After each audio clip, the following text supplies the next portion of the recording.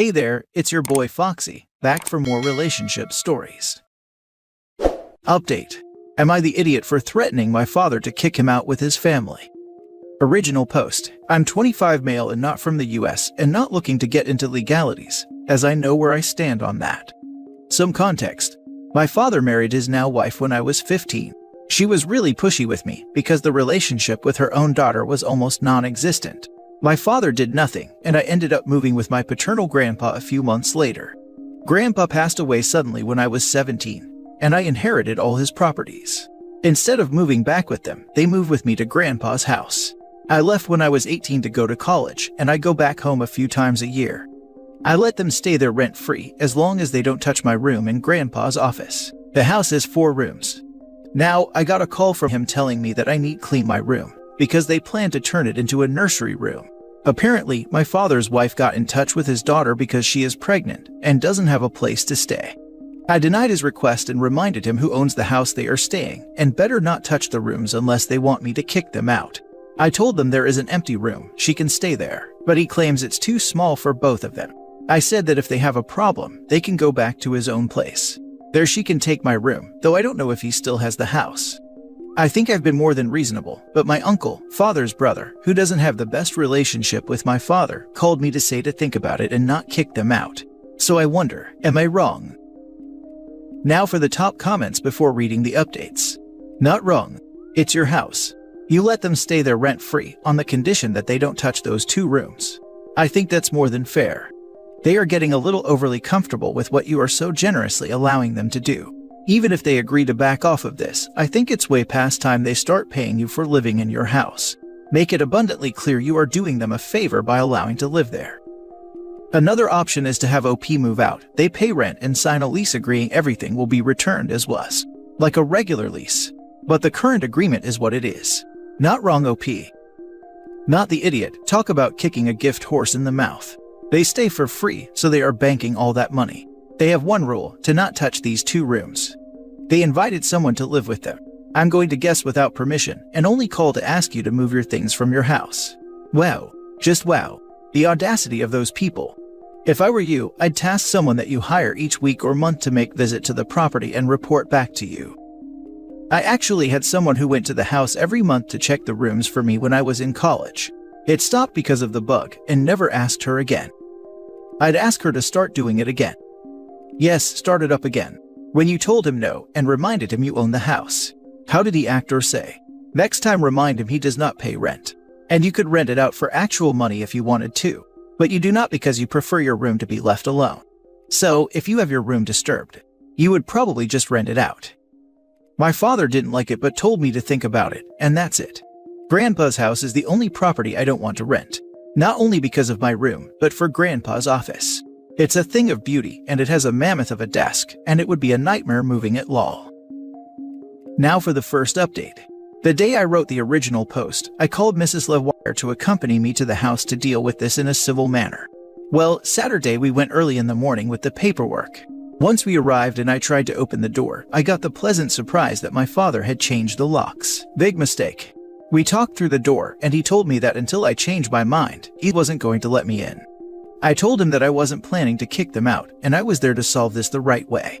But if he wasn't going to let me in, I was going to do it my way. He still didn't let me in. On my way to the police station, my uncle called me and said that my father called him in order to make me change my mind, but he wasn't going to do it and will support whatever I decided. In the police station, Mrs. Lawyer explained the situation to them, and they came with us so I could evict them without issues. Once there, the police spoke to them and told them they had to let me in and get their things out as soon as possible. I even hired a moving truck for them. My father tried to fight, saying that he sold his house and doesn't have a place to go, and he also claimed that he was the rightful owner. But the dimwit doesn't have any paperwork to prove it. In a last attempt, he brought up the fact that my stepsister is pregnant, but unfortunately for them, she is in the early stages and doesn't matter either way. After their circus was over, the removal of their things was quick. Most of the things in the house are mine, except for the things they have in their room and my stepsister's stuff. I'm currently in the house and plan to stay here the next few days. I have changed the locks and I'm installing security cameras.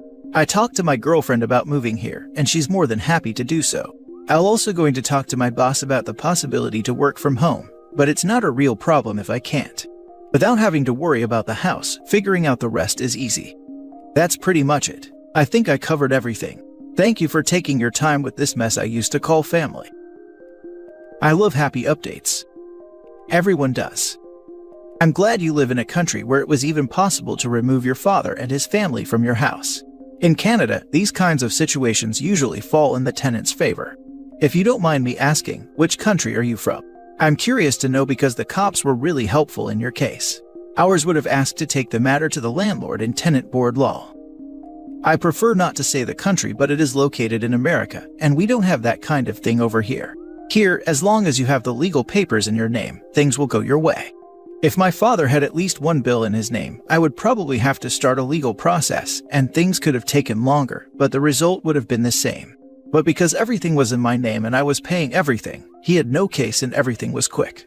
In fact, my father actually committed a crime. Even if he had something to his name or a proper contract in place, he can't make modifications without my approval or deny me access. He did both. The police could have used force without the need of a legal process. That's what I wanted, but I kept it clean on the advice of my lawyer. I'm so glad you dealt with this so calmly and rationally. You should teach a class in adulting. I'll keep following you though, because I seriously doubt this is the end of the drama in your life. Keep doing you. This internet stranger thinks you're doing an awesome job. I don't know, I'm just trying to do what my grandfather taught me, but thanks for the compliments. And I hope this is the last of my problems with him. The house was the last thing that was keeping us close. How did they take it? I assume with a lot of profanities. I looked from afar, but he didn't like it and was scared, worried because the police and my lawyer were there. My lawyer did the talk. She was the one who told me what I wrote in the post. Besides, with Mrs. Lawyer there, the police and the fact he knew he was walking on thin ice, he took no chances. He complied after the police and my lawyer told him he had no case. Now for the second update.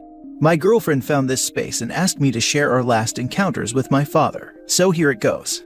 I let my father and his wife live free for years in my house that I inherited from my grandfather as I lived somewhere else.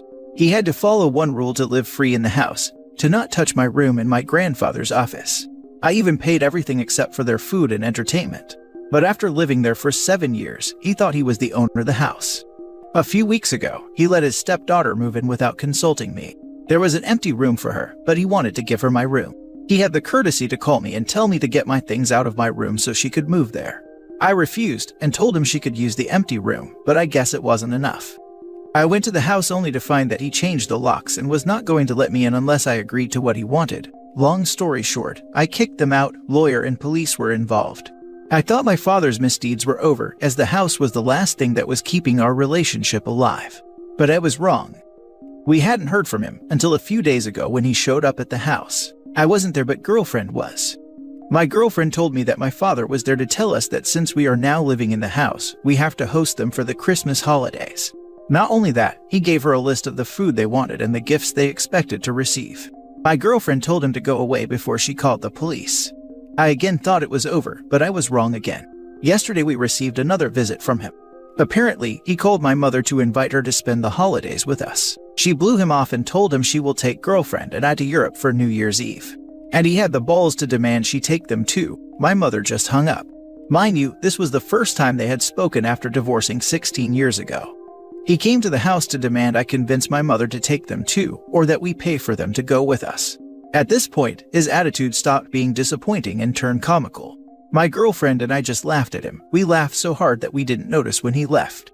I can say that we didn't have the best relationship, but he wasn't entitled. I mean, it was already clear why my paternal grandfather was completely disappointed in him, but it seems that he wants to take it to another new level. I don't know if he will stop, but I hope he does for the rest of the year. Edit. I have a security system. There are cameras everywhere. I know if he is there. I have other properties, my tenants and people close to girlfriend and me. Even my neighbors know what to do if my father approached them in my name. I doubt he will try to break in when we're not here. When I evicted them, my lawyer and the police were more than clear that he could face serious problems if he tries to enter the house or any other of my properties. Unfortunately, in my country, any kind of restraining order is pretty much useless. It is more helpful to call the police right then and there, and he knows I have no problem calling them. Imagine living rent-free and screwing it up because your ego wants you to be the boss of those being charitable to you. What a bonehead. Unfortunately, this isn't the first time he's messed things up, but at least he's spicing them up lol. You will need to make sure you have an excellent security system that covers the entire house inside and out. Make sure it informs you of anyone coming near, even if you are in Europe, just in case he decides the house is really his and tries to either move in or show up and take what he can. You need to shut him down now and hard before it gets worse. We have a great security system in the house and its surroundings. He is also persona non grata in the neighborhood. When I evicted them, the police and my lawyer let him know that he could be in serious troubles if he tries to enter the house without my permission. Personally, I'd still be getting a house sitter if I was going to be away more than a day. Have a friend stay in your house and watch over it while you are gone. Yeah, we already talked with someone of trust to stay in the house while we are away. Now for the last story. Am I wrong for telling my mom I refused to fix a problem she and my stepsister created? When I was 15, my then 19-year-old stepsister had a baby. She was still living at home at the time and didn't know who the dad of her daughter was, so my mom and her decided I would need to babysit every day after school until someone else got home. This went on until I turned 18 and moved out of my mom and stepdad's house and in with my brother who was the same age as my stepsister. My stepsister and I were never sisters. We never called each other family or had a relationship built on anything. So I never regarded her daughter as my niece, and I never planned to be an overly involved figure. After I moved out, I saw her 3 times in the past 6 years. I did not have a strong attachment to her, and I certainly never considered her like my own. But my mom and stepsister have hyped me up to her. They have told her that all these stories that are simply not true. Stories about me cuddling her to sleep, and how I used to call her my little baby. How I adored her more than anyone else in the world. My mom had taken a few photos of me and her that she had staged at the time. They show her those as if they were moments my mom had walked in on. So, she has been waiting for this aunt figure who considers her their own child. And when we saw each other 3 times this year, mostly focused on the fact I was having a baby, she was incredibly jealous and angry. The last time was at my grandparents' house. My partner and I were focused on our baby, and she was very emotional and trying to grab my attention. This is when what my mom and stepsister had been telling her came to light. She accused me of replacing her, of my baby stealing her place and trying to push her out. She said I used to do all that stuff with her, and now I didn't and it wasn't fair. She asked my stepsister to get me to do that stuff for her again. After some questions, it came to light what she was talking about.